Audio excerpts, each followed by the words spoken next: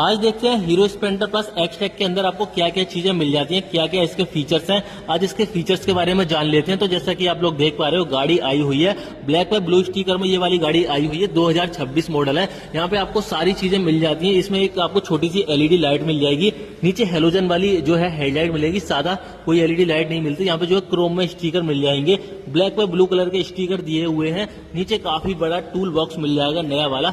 ऊपर देख लो तो यहाँ पे जो है आपको एक जो है डिजिटल मीटर मिल जाएगा, मोबाइल चार्जिंग का पॉइंट मिल जाएगा। इसमें अपनी डेटा केबल कनेक्ट करके फोन को चार्ज कर सकते हो। i3s का फंक्शन मिल जाएगा, सेल्फ स्टार्ट बटन मिल जाएगा। भाई साहब ये सारी चीजें आपको इस गाड़ी में मिल जाएंगी। और एक चीज और मिल जाएगी जो कि है हजार लाइट बटन। अगर वीडियो अच्छी लगी हो तो चैनल को सब्सक्राइब जरूर कर लेना।